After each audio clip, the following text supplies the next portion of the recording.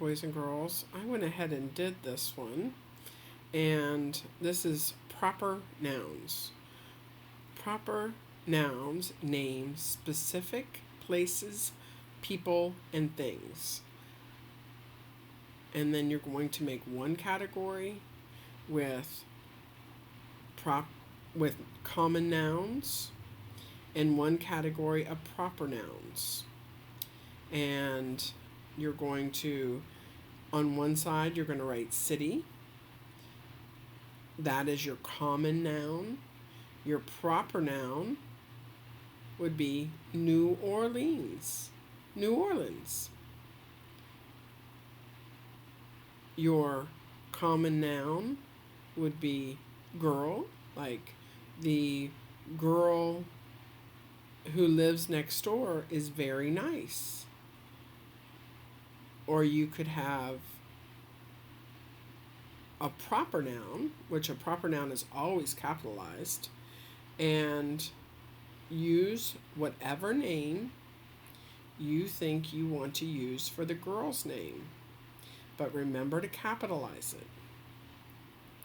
You could have a common noun, like boy, like the boy who lived next door used to have a trampoline.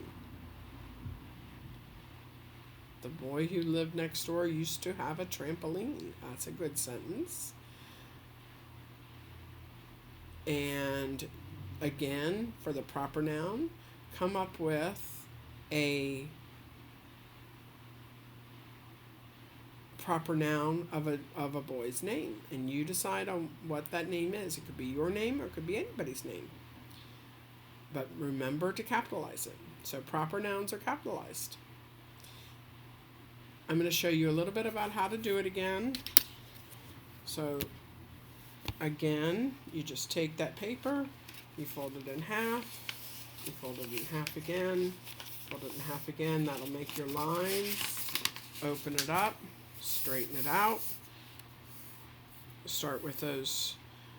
That title is a little bit bigger. And then go ahead and write on those first two lines, proper nouns, names, specific, places, people, and things. And then make your chart. Common nouns are on one side, proper nouns are on the other side. And then what I did was I took a line to make that oval. And now I'm going to go ahead and put, I think I'm going to put a little bit of green, blue into this background. And just kind of, I do that to start with, not really press it down, but really what I'm doing is I'm spreading it out. Now I can really press it down and get it into that background, and then maybe I'll use my purple in the background itself. Purple. That's a nice dark background.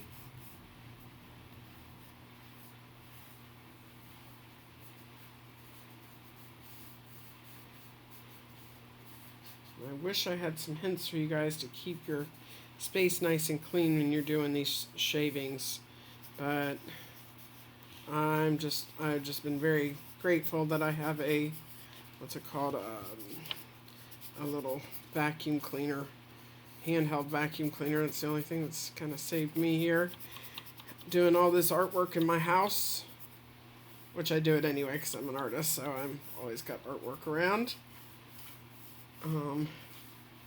Maybe one of these days, since I'm home, I will pull out some artwork out of my shelves over here.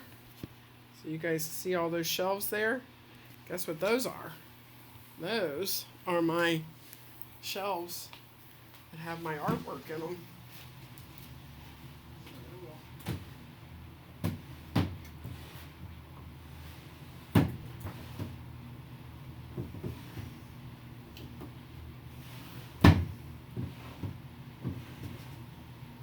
Here's my favorite shelf.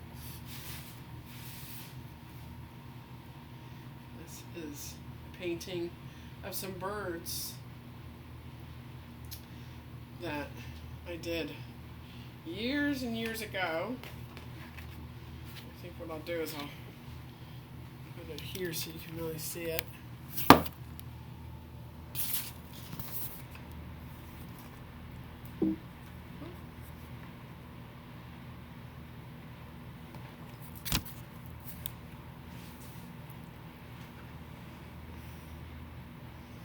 They're sitting on my chair.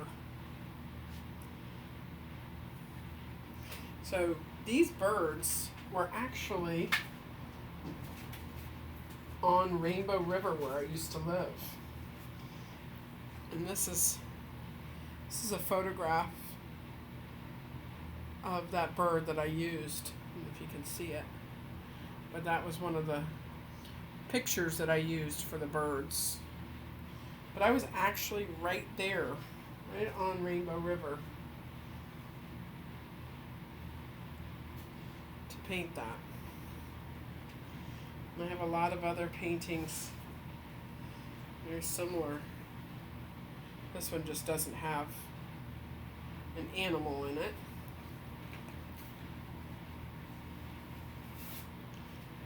There's another one on Rainbow River. Right out of the canoe, I would just stop, and my friend would drive the boat, and I would paint. He would fish. It was quite fun.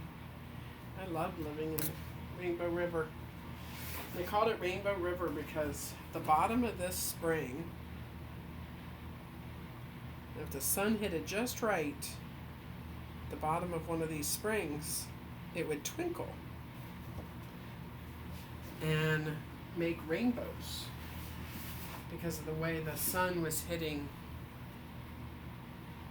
the bottom of the river.